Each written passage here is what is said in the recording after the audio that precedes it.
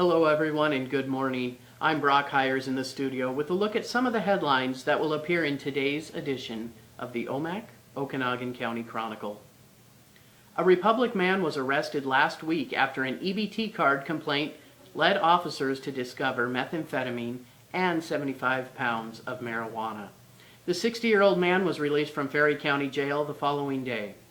According to Ferry County Prosecutor Catherine Burke, the man was charged with unlawful redemption of food stamps, possession of a stolen access device, possession of meth, and possession of marijuana with intent to deliver.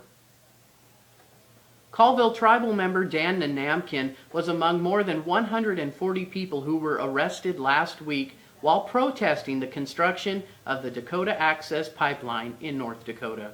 He was arrested on suspicion of engaging in a riot, public nuisance, and criminal conspiracy endangerment. A former Tonasket man serving a life sentence without the possibility of parole at an Idaho maximum security facility has filed a motion seeking to withdraw his guilty plea. He was convicted earlier this year for the first-degree murder of 3 people, including his adopted mother, Terry Grabelski. And now, with a look at your weekend forecast, here's Angeline Nanamkin.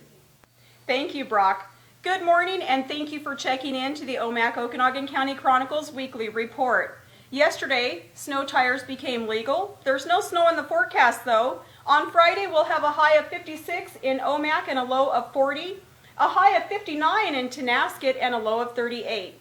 On Saturday, it's going to be partly cloudy throughout with showers pretty much throughout the region, with a high of 58 in Tonasket and a low of 41, and again to your local weather, 54 in Omak and a low of 41.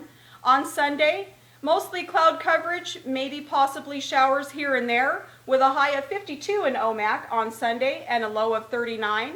We'll head over to the Matt Howell here with a high of 54 and a low of 34. Thank you for checking in. Back to you, Brock. Thanks, Angeli.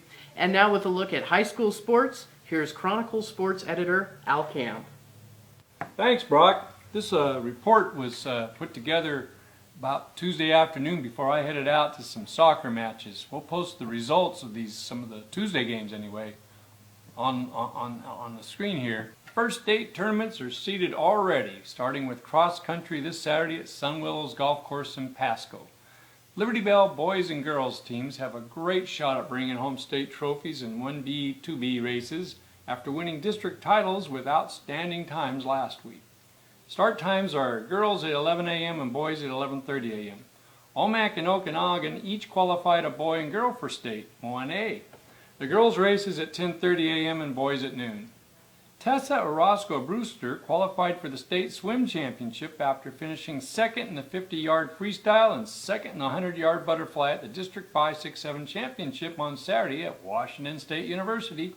Orozco practices with the Eastmont High School swim team but competes in a lower division. State is November 11th, 12th at the King County Aquatic Center in Federal Way north of Tacoma.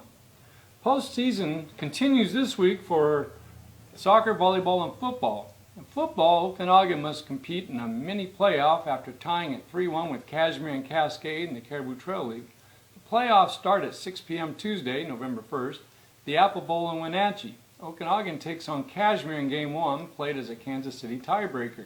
The Game 1 winner then takes on Cascade in Game 2. Only 2 of the 3 teams advance to crossover games this Friday or Saturday that seed teams the state. If the Game 1 winner beats Cascade, it is seeded first into a crossover game for Friday or Saturday this week. Cascade would then play the loser of Game 1 for the number 2 seed to crossover games. If Cascade wins Game 2, then it is seeded number 1, and the winner of Game 1 is seeded number 2 to crossover games. In 2B crossover football games for state seeding on Friday, Tonasket plays Dayton-Wheatsburg at Brewster, DeSales is at Lake Roosevelt, and Mabton is at Oroville. In 1B, Selkirk is at Pateras, Republic is at Antioch, and Enchilium is at Odessa Harrington. Well, that'll be a good one. In 1A soccer, Okanogan is at Kashmir for the number 2 berth from the CTL to state. In District 1A 2B soccer, Bridgeport is at Liberty Bell, and Tonasket is at Brewster today, November 1st. The winners advance to a championship in seeding the state on Saturday, November 5. The losers play November 5th with the winner to state and the loser out. District 1B, 2B volleyball. Brewster is still alive for a number 2 through number 4 berth to state. District wraps up the second week of play on Saturday at Ephrata. Back to you, Brock. Thanks, Al. This week's issue also includes photos from Halloween events throughout Okanagan country and a quick programming note. Be sure to join us Tuesday evening, November 8th for election coverage on Facebook Live. The program will begin at 8 p.m. Viewers can share their thoughts and comments on the election outcomes as the results come into our newsroom and are announced live on the air. From all of us at the Chronicle, thanks for watching and have a good day.